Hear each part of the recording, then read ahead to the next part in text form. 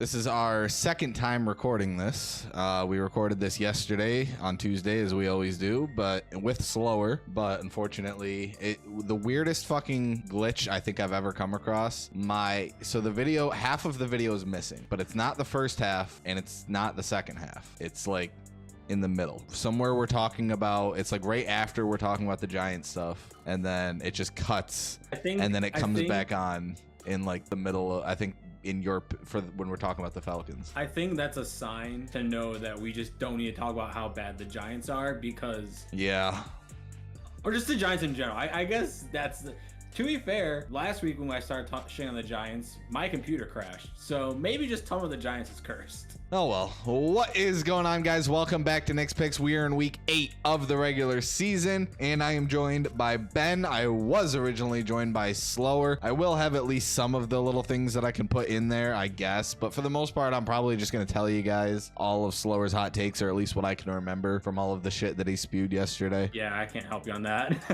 But Slower, you'll just have to get into the comments. You know what? I'm not even going to tell Slower that this happened. This will be the ultimate test to see if he actually watches the videos. Yeah. We're going to test Slower this week, boys. But without Slower, this should be a much quicker episode, because yesterday's recording, it was like a 50-minute recording. So low-key glad that this happened. Happy accident. But we go back to the recap of week 7, and it started with the Thursday night game, the Unk Bowl, or the Icy Hot Bowl, or whatever it was. But whatever it was one of the games of the week. 33-31, the Bengals go on to win this game. And the only thing that I had to say about this game, or at least that I can remember, I actually ended up saying it afterwards, was that Joe Flacco is probably the greatest journeyman quarterback of all time. I mean, Ryan Fitzpatrick is probably the only one that you could put in there. I think Phil Rivers, maybe. I was gonna say Tyrod Taylor. Tyrod's good, but I mean Joe Flacco. And Joe Flacco has a Super Bowl. I mean, before he was a journeyman. Again, I can't disagree with that, because I mean, I don't know the Bengals schedule on top of my head. I just know that their last 3, when they get Burrow back, is a cakewalk. And even before that, they still have 2 games against the Ravens that they haven't played yet, and the Ravens, as we know, have been struggling. So the Bengals still have a shot. They still have a shot at this AFC North, and this win against the Steelers will help, because they are the current leaders of said AFC North. So going into the Sunday games, the Rams, the first team in forever to have a good game in London. They win 35-7 over the Jaguars. And the only thing that I remember I had to say about this game was I dropped the Packers defense to pick up the Jaguars because they were number 1 ranked, and they get me -4 points. And then Q Ben with the womp womp. At least, you know what? You're not technically as bad as the Jets. I mean, it's a weird year in general. I mean, as we've said a bunch of times, there's not a whole lot of teams that look great, and every single team has seemed to have had at least 1 or 2 weeks where we're looking at them like, well, that's not the best team in the league. So it's hard to say that this game was like a brutal awakening on what the Jaguars actually are. But the Chiefs went on to beat the Raiders 31-0, which just solidifies more as to why Patrick Mahomes is right now the MVP frontrunner with his 1,800 yards, 14 touchdowns, and 2 interceptions. I still remembered that from yesterday. That's wild. 31-0 over the Raiders. The Raiders just are in shambles at this point. And Geno Smith had a great run in Seattle, but I don't know if I sent it to you or if you saw, but there was the Seahawks fan that was like, who's a bigger bust, Jamarcus Russell or Geno? We laughed, but I think that guy knew what he was talking about. I mean, Geno has at least had a somewhat stable NFL career. Oh, yeah, no, he's definitely better than Jamarcus Russell. Yeah. So the Raiders are in shambles, and speaking of in shambles, the Dolphins lose 31-6 against the Cleveland Browns. And I think the funniest part about this, if you look at the Cleveland Browns stats for this game, there is no reason they should have put up 31 points. Like, none at all. It's just the fact that the Dolphins turned it over so many times in their own territory, where Cleveland just had some easy drive touchdowns, and Tua ends up getting benched in this game for Quinn Ewers. So I don't know who the defender is on Cleveland, but there is a like mic'd up moment where he literally goes, "Give it to me, Tua," and it's that play he gets a pick. And I'm like, that's so funny. The other thing I wanted to say about this, I know Slower brought up during when we had him, brought up the fact that there's no chance, 0 chance, that Mike McDaniels and or Tua are going to be on this team next season.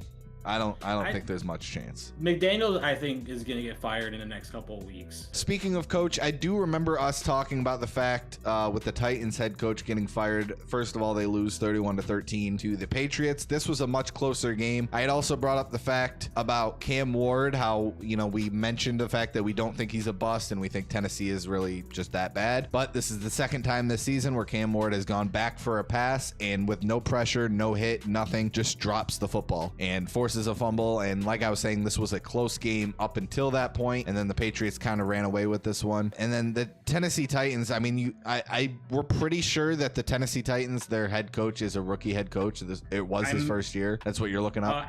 This was his second year. This was his second year. Regardless, it was his first. It was his first year with Cam Ward. I felt like he had a much shorter leash than people named Brian Dable should have had. So we'll get to that in a second. But the Patriots go on to win this one against the Titans. The Panthers win their game against the Jets 13-6. That was just a point that I got on Ben. Beyond that, there's really nothing to say about this game. Chicago Bears go on to beat the Saints 26-14. The Bears have been looking pretty good lately, although it was the Saints, but the Bears have been looking actually pretty good. The Eagles went on to beat the Vikings 28-22. 1 week off of me talking about Jalen Hurts and how bad he is. He has an MVP caliber performance. It's kind of poetic, I'm not gonna lie. It was kind of poetic. Devontae Smith had a great game. AJ Brown finally had a good game for my fantasy team. Didn't really matter, still lost. But did you bench him? Because that would been so funny. No, I had him in, but it didn't matter. On the other hand, with the Vikings, Carson Wentz had a couple interceptions. Yeah, the Eagles still almost lost that game, and I do remember us talking about the fact that Nick Sirianni is just not a good head coach, especially for the Philadelphia Eagles. He's so iffy. Like there's he just makes a lot of questionable decisions, and it's not like Dan Campbell where it's like, oh, he's like risking it because he's just an aggressive coach. It's just like, you didn't even have to do that. Like, why are you doing this? You didn't even have to do it. Speaking of questionable decisions, the entire fourth quarter of this football game was questionable decisions for me. Yes, we talked about this game for a lot longer than we should have when we did this originally, so I'm gonna keep this short and sweet about my feelings on this game and the feelings going forward. The bottom line was Slower wanted to blame a lot of this on the kicker, and the kicker's already been cut from the team. And the bottom line is the Giants had a 18-point lead with 9 minutes left in this game. It should have never come down to these kicks, first and foremost. So my tier list of who I blame for this absolute fucking disaster of a game is Shane Bowen, because this is like the third time this season where a team is in desperation mode at the end of the game to beat the Giants, and they pull it off fairly easily. So Shane Bowen, number one. The defense, the whole play calling at the end of that game, fucking awful. Number two, Brian Dable. I don't know how he's been given as many chances as he has, but there's literally no excuses left at this point. We've been blaming the offensive line for the last couple of years. The offensive line looks good. We've been blaming Daniel Jones and the quarterback situation the last couple of years. Jackson Dart is a fucking star. There's nobody. The defense is good up until you have shitty play calling at the end of the football game. There's nobody left to blame but Brian Dable for why the Giants still have a losing culture. And then number three would have been the kicker. So to be honest with you, I don't hold too much grudge on this kicker. He's not even on the team anymore anyway, so there's really not a point for me to stay mad at him. It's just, but Brian Dable's still here, and he's still gonna be fucking shit up, and Giants fans should be calling for Brian Dable's head more so than I feel like they are. He had a good first year, but that's because the team was good, and that was it. I echo everything Nick said. The Colts went on to beat the Chargers 38-24. This was finally the first good-ish win besides Denver that the Colts have really had so far this season. Ben, you said in this original one that you think the Colts are finally for real, because not only are they playing bad teams, yes, but they're beating up on those bad teams, which is what you should be doing as a good team, which is a great point to make. I don't really have any argument for that. My only argument is it's not like Daniel Jones is a rookie, and it's not like Daniel Jones hasn't had talent around him before. And Daniel Jones went on that one playoff run with the Giants where the Giants finished that season 12-5 or something like that, which is a good record, a solid record. Won a playoff game against a shaky Minnesota team. Yeah. Then they played the real Philadelphia Eagles and it was 40-7, I think was the final score. I still feel like there's a cap with Daniel Jones as your quarterback, but I think the floor for this Colts team is minimum, obviously, a playoff berth and maybe even one win. I think that is like just as a team, but I think the ceiling is AFC Championship at best, and I think that's just if like the match. I think their ceiling is a Super Bowl appearance, probably not a Super Bowl victory, but I don't, just because the AFC is very stacked. I am taking that into consideration, but I do think this is a very well-rounded team. Like there isn't really, I guess the only thing I would say is like maybe like their secondary and maybe now a true number one receiver. Like that's their only weaknesses, but like they're well-rounded. Like they don't have like outside of Jonathan Taylor like a real star, but that's okay because they're still winning. The Packers went on to beat the Cardinals 27-23, not very convincingly. The only thing Slower had to say was he cried about the fact that Micah Parsons finally didn't get held in this game and he finally get 3 sacks. Who? You have the best defensive player in the league. Technically have a lead in their NFC North, although this wasn't the most convincing win, which has kind of been the story of the Packers season so far. So we'll see how that turns out. The Cowboys went on to beat the Commies 44-22. Jaden Daniels injured again and potentially out for another couple weeks. So, I mean, the Giants can catch the Commies, and I did say the Giants would finish 3rd in this NFC East this year. So, although it's still possible, it's not over the Cowboys, like I said it would be. The Falcons go on to lose to the 49ers 20-10, and Ben, you didn't want me to turn the camera off, so I'll do this instead. Okay. Yeah. I want Cousins. Yeah, Penix is I want you to know right now, I never thought at any point this season I would ask for Kirk Cousins to start over Penix. So my realistic question for you, just so that we have at least something to go off of here, instead of drafting a quarterback, which we both, I think, kind of feel like in the first round would kind of be a waste, considering you just did not that long ago. 2 years ago, yes. Yes. Besides drafting a quarterback, out of all the potential veteran quarterbacks that you could get in this offseason, who would you want? Not knowing who off the top of my head, I mean, I know we shit on the Cardinals, but Kyler Murray wouldn't be too bad. I do think he fits the scheme very well. Weirdly enough, if Mac Jones, I wouldn't be against that. I also wouldn't be opposed to, we talk about the great journeyman, I wouldn't be opposed to Joe Flacco just for a year. The Lions went on to beat the Buccaneers 24-9. Slower hopped in and said that the Bucs were frauds. But like I said earlier, I feel like every team in the NFL has had one of these games at one point or another this season, but not just losing one, but losing badly. Like every good team has had one of those this year. So we'll see what happens. And then the Seahawks, it's still the Lions. Yeah. And then the Seahawks went on to beat the Texans 27-19. Texans just haven't looked great at all this year, and the Seahawks have been one of the more underrated teams in the NFL so far this season. But that rounded out the Week 7 recap, and I did catch up a little bit on Ben. It is only a 7-point lead now for him, 67-74, I believe. I just know it's a 7-point lead. But we get into the Week 8 predictions. Sorry, Slower, that you weren't here for any of it, but yeah, let's we need a break from him. Yeah, we needed a break anyway. Let's get into the Week 8 predictions. Boom, they're up on the screen right now for you guys to take a look at. Take a pause, take a look for your team. We have 6 bye weeks this week, so a lot less games to go through, but we only talk about 4 anyway, so that doesn't really change. So let's get right into it. It is the Giants going up against the Eagles this week for my game to talk about this week. And with the Giants, I mean, if they had beaten Denver last week, I probably would have gone the full extent here and picked the Giants to beat the Eagles. But I don't know. Beating the Eagles twice in a season just kind of feels like a dream to me. So I mean, you split, and it worked for me. And it worked for me last time. I had no faith that the Giants would beat the Eagles. They went out and destroyed them. So I'm also not full transparency. We'll get to the actual challenge, but I was fully prepared to pick the Giants because if it did happen, I would also get the challenge. Or I don't know if it would work because it's your game, but we could. Yeah, I don't know. We figure could it work out. Something out. We figure it out.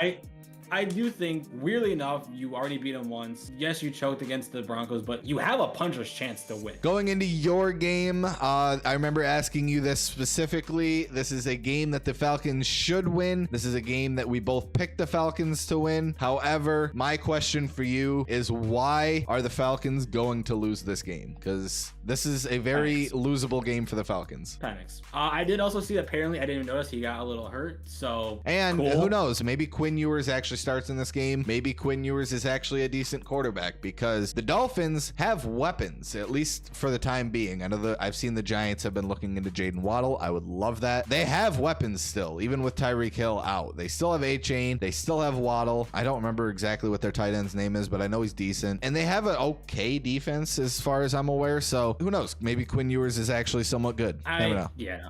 They still have Mike McDaniels at the helm. So yeah, very losable game for the Falcons. We should win, but I'm fully prepared tomorrow.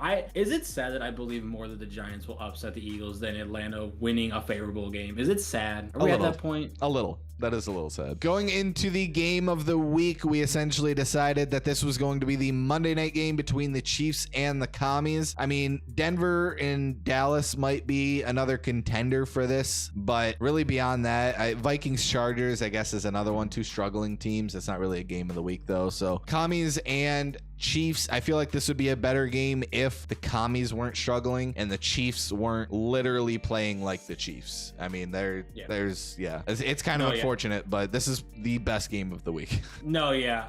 The bar is very low. And even if we wanted to say our games, Giants Eagles could be a good contend game, for it, but yeah, I won't say it's if we were unbiased fan, like if neither of us were Giants fans at all, and we were just looking at that game from like a completely outside perspective, I could see us like debating on maybe using that one for the game of the week. Yeah, but the one thing I do remember saying is that the one thing that is going to be keeping the Commanders back is that they're very old.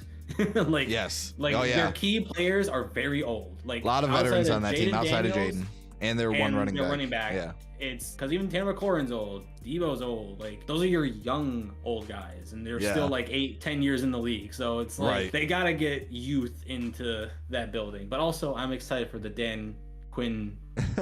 At least he's consistent. All right, and we finish it out with the challenge of the week. Now, originally, we had agreed on all of the games this week. So, Ben... It happens too much. Ben being the leader, actually. So, before we get into this, so Ben being the leader, he had to switch the game. The challenge of the week is the Green Bay Packers and the Steelers. We originally both had the Packers. Ben has the Steelers now. This is now, I think, the third time that we've had this where we've... Yeah. So last season, I don't know if you remember this. Last season, there was probably like 10 times throughout the entire season that we picked the exact same score on a game. Is this gonna be it? Well, no, not this game. The Bears and the Ravens, we picked the exact same score on this week, and that is the first time this year that we have done that. That is insane. We've had some close ones, I've noticed. We've had some close ones, but this was the first one this year that they were the exact same, and I was like, we did that a lot last year, and now we're not doing it at all. But instead this year, we're just picking all the same teams.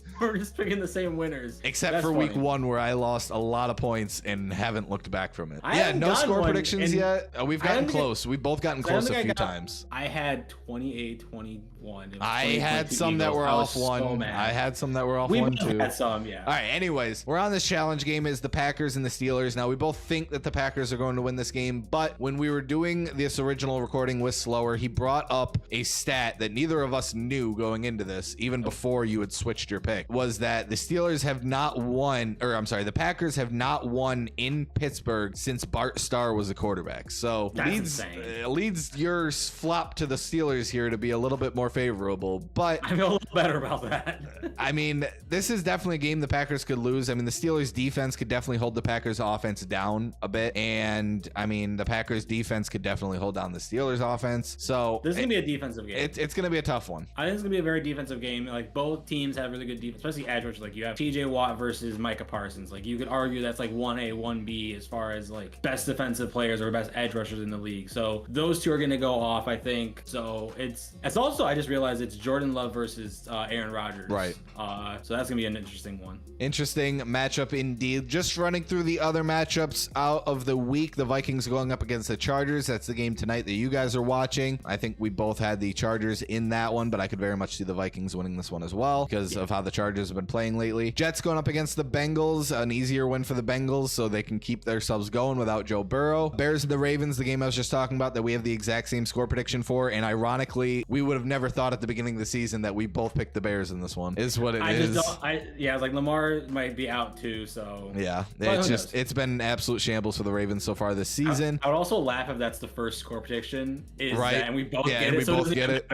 That'd be hilarious. The Bills have an easy one against the Panthers. The 49ers and Texans, I think, could be an interesting game, although the Texans just haven't looked great so far this season. The Patriots going up against the Browns. Patriots have been quietly one of the better teams in the AFC this year, but the Browns have a tough defense, so we'll see how Drake May handles that. Saints going up against the Bucks. Should be an easy bounce back game for the Bucks there. Titans against the Colts, another easy one for the Colts. And Broncos and Cowboys. Broncos, I did say this last time, have a chance to do the funniest thing ever and come back from 2 scores down against the Cowboys and do it to their 3rd NFC East team this season. That'd be just so hilarious. Funny. I don't know when they play the Commanders, but if this happens here, that'd be so funny. But yeah, that's all the other games for this week, and that is it for Nick's Picks Week 8. Drop a like on this video if you enjoyed, and make sure you're subscribed, and make sure you're commenting down below to enter into our giveaway. As soon as we hit 500 subscribers, we're giving away a Japanese mystery slab to somebody in the comments. So make sure you're getting in the comments for that. Make sure you're subscribed and turn on those notifications as well, just for the hell of it. So Ben, since we have a little bit short of a recording today, I'll give you a chance to say something before we head out of here. All I can say is a little sneak peek for our next video of Pokemon. Got booster bundle and a 3-way booster box and the split. 3-way booster box. So look forward to seeing that whenever when we record and edits it. But yeah, so we'll be recording that one Saturday, and then I might even try to edit it Saturday and get it out Sunday. Worst case scenario, it'll be out Monday. But that is it for Nick's Picks Week 8. Drop a like, subscribe. I just burped in the middle of that, and we'll see you in the next one. Have a great one. Peace.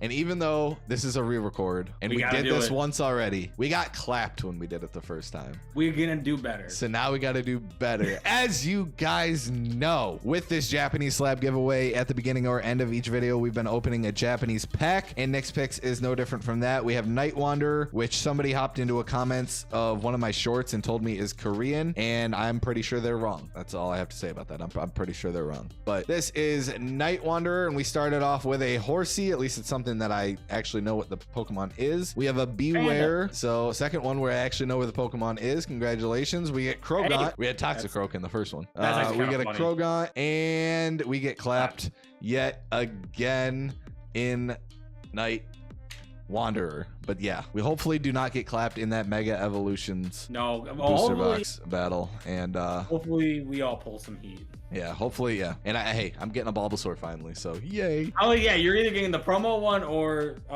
where is it? Yours, yeah. The one you pulled. It's up to you, whichever one you want to get, since I literally told Liz saying whatever one looks like a better gradable card is the one I'm taking. Because this one, I mean, I don't care. Cool. I'm not gonna probably get it graded anyway, so all right. It looks cool. Send us out. I got nothing. I'm in depression. We had to re-record. I'm just kidding. Bye, guys.